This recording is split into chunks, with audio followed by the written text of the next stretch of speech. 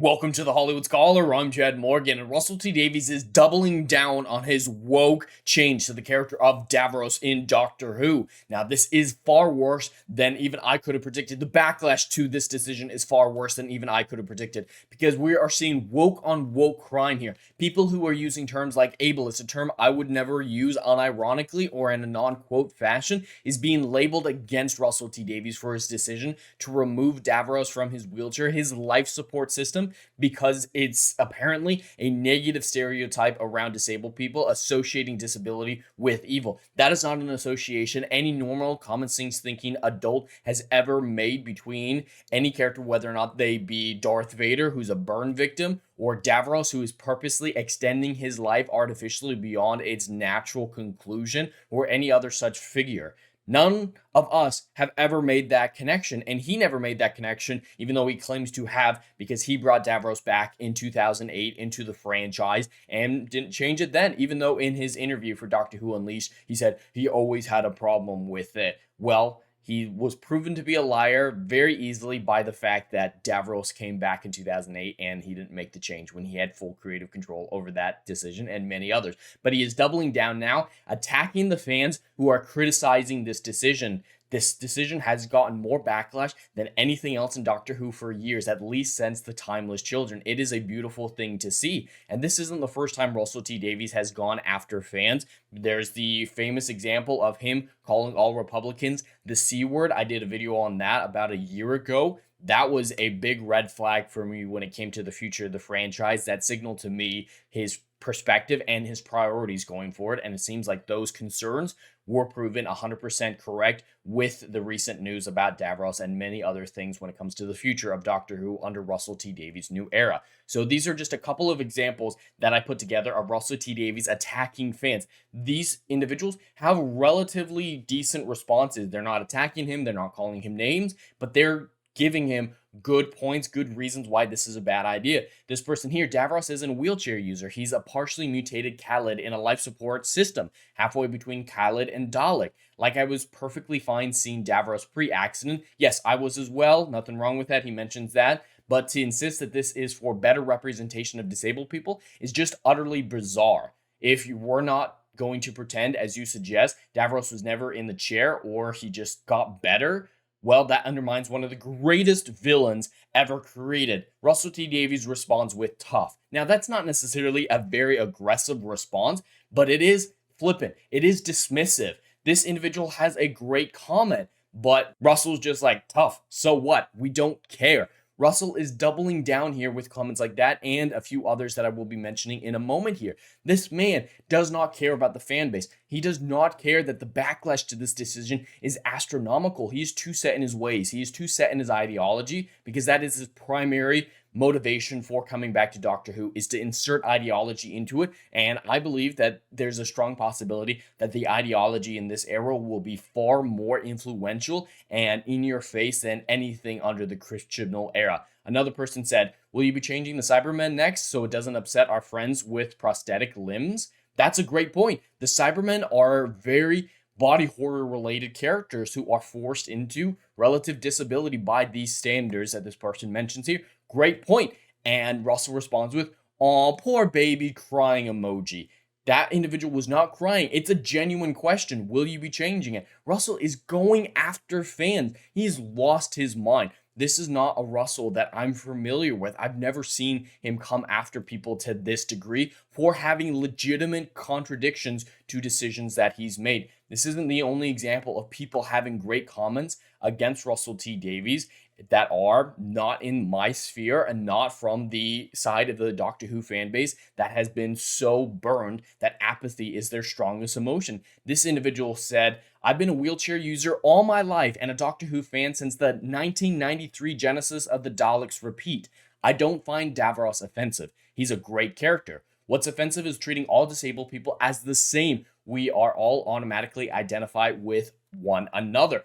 Great point there. Something I brought up in my last video, assuming that all disabled people are the same. This is discrimination in a very strange and warped way. Pretending that disabled people can't be evil is an asinine perspective. No, evil does not discriminate in its origin. And this is a great comment by someone. I'm going to bring up another one who's very similar to this, but Russell T Davies not going to respond to someone who's disabled.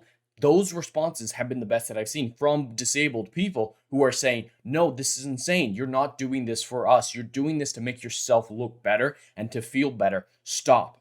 Go back. And this person said to Russell T Davies, I have an autistic disability, and changing Davros because you don't want to offend people with disability like us is like taking away the silver teeth out of Jaws or taking the support breathing system out of Darth Vader. It's 100% totally offensive, and stop treating us with kid gloves. We don't need this so-called special treatment when we were actually fine with it. In fact, we actually find villains with disfigurement really awesome and inspiring. If it's not broken, don't fix it. That's a great point as well. You can find inspiration from that to say, hey, this disabled person was able to make something. Yes, it was evil, but they were able to overcome their disability. There's that perspective. Not necessarily a bad one, a far better perspective than the Russell T Davies perspective that he's pretending all disabled people had when it comes to characters like Davros and bringing up Darth Vader or even Jaws. That's a great point. Darth Vader, what is he without the suit? What is he without that intimidation factor? Imagine if George Lucas came back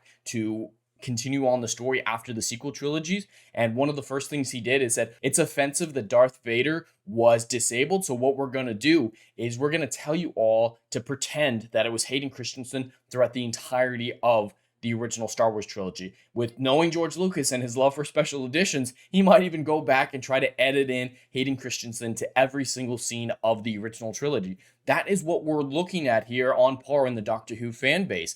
Why is he doing that? It's not for these disabled people because these disabled people are rejecting it just as hard as anybody else. And it's great to see. Now, there's a lot of people responding to this on Twitter using Davros. I just searched for Davros, and pretty much every single thing, even for people who look like they're woke, pronouns and bio people are saying this is insane. This one making a little jab of Davros sounding vaguely ethnic, so they got to change the name to Dave Ross. They're going to get rid of the wheelchair for accessibility reasons. Dave Ross should be the new name because Davros does sound slightly ethnic, and this might be the new version of Davros. People are memeing it just as much as anything else, and the responses on Twitter are glorious. I recommend everyone go just search Davros on Twitter, and you'll see a plethora of great responses from people across the political and non-political spectrum, just everyone uniting. I haven't seen this level of unity in the Doctor Who fan base in years, since well before at least the Jodie Whittaker run, because the Timeless Children was still divisive. As much as I wish it hadn't been, as much as I wish the whole Doctor Who fan base would have rejected that decision, I didn't see this level of unity from the Doctor Who fan base, and it's something that's incredible to see. And the Doctor Who Unleashed video, where this clip is from, is ratioed even farther. The ratio has now doubled. People are responding. People are saying, no, Russell, this is wrong. But he's still attacking them, still ignoring them. This man does not know how to take criticism. He is not a mature adult anymore if he cannot take criticism and just resorts to name calling as soon as he doesn't get his way and as soon as people don't love him implicitly. Now, there is one thing that I want to briefly talk about here that I can't prove because I can't find the link to it anymore because I believe it's been removed, but I've heard rumors about an individual submitting a petition to the UK Parliament to have them forcibly change the Davros design back to its original, because the BBC is government run, so the Parliament would be a governing body with control over them. It's kind of insane to go to the government to change a character design back to what it always was and should still remain to be. But it is a funny story nonetheless. So if anybody has any proof of that, I would love to see it and make a video about that on its own. But the idea of someone going to the government, while a little excessive, is an interesting and hilarious story nonetheless. But moving on, even Doctor Who TV, who very rarely has opinions about the current state of Doctor Who, is asking people do you like this change, and putting out an actual survey. Now, we don't have the results of the survey, but they do eventually come out as we have the results to their survey, whether or not the series Wish You'd Got Watched should be called Series 14 or Series 1. People overwhelmingly say, no, don't restart, and that is something that I actually agree with as well. We'll have to wait and see. I'm sure it's going to be even more so in favor of keeping Davros rather than changing him than this one was weighted in a certain direction. But this is admitting failure to a certain point where even Doctor Who TV is admitting there's something wrong here. And it's glorious, glorious to see. Now, there are a few little pieces of Doctor Who news I want to briefly mention in tandem with this video. We have this news from Shudigawa himself saying he will share the screen with the First Doctor. That is not something that I'm looking forward to at all, because the First Doctor is not the First Doctor anymore if the Timeless Children is still canon, and Russell T Davies himself has confirmed that he has no intentions of retconning anything from the Chibnall era, including the Timeless Children. So if William Hartnell's First Doctor does come back, probably played by David Bradley once again after Twice Upon a Time, it'll probably be to reinforce the Timeless Children and only make things worse. So this is terrifying, but at this point, apathy is set in with me and a lot of the fan base to such a degree that this news doesn't move the needle a lot, but it is something I wanted to briefly mention. Now, the final thing I want to talk about is a quote from Russell T Davies, which once again solidifies my claim in my previous video that diversity and inclusion and woke identity politics are the primary priorities of Russell T Davies to coming back to Doctor Who. He recently had a quote about his previous show, Queer as Folk, from before even his initial Doctor Who run, where he said, if you look at something I wrote in 1999 with Queer as Folk, where I almost had an entirely white cast, that's simply inconceivable. That's naturally changed. Led very much by our casting director, whose power in the land. It's more open door, still opening it further and further and further as much as we can. You still watch plenty of things 9 o'clock on these channels that haven't pushed that door enough. So he's saying his previous show was not diverse enough, and he's embarrassed by that, so he's moving forward. He's pushing diversity even further, and his casting director is a big part of that. He just wants more diversity, and he's calling out other shows on the BBC or 9 o'clock shows in general for not having enough diversity. So it's a constant effort, and I constantly heave and constantly attempt to help people through that door. So that's the biggest change. That's the biggest change. That is the biggest change to Doctor Who, the biggest change to how he approaches television these days. That is his chief priority. He admits it here. And it's only going to spell doom for the future of Doctor Who. When storytelling is not the chief priority of a storytelling medium, it doesn't matter what those other priorities are. You are doomed to failure because people want good stories from their stories. That's a crazy thought. I know, storytelling coming before anything else in storytelling.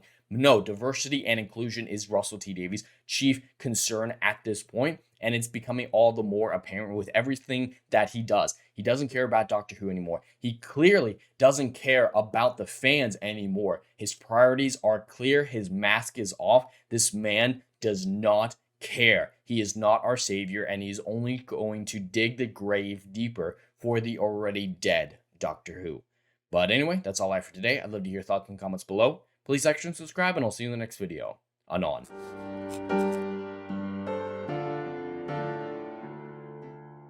Hey, yo, are you feeling what I'm doing up in here? Oh, I know you are. Do you miss all the good, compelling stories that we used to get back in Hollywood that they ain't putting down no more? Oh, I know you missing it. So check out my book series, Odyssey of a Phoenix, a mythological epic about philosophy, morality, and modern-day mental illness issues, baby. Book 1, Down in Flames. Book 2, Apocalypse Then. These are currently on sale. What are you waiting for? Get your hands on them. And we got Book 3, Kill the Dark, is coming down the pipeline. Just wait for all the good stuff that's dropping. You ain't gonna be disappointed, fam.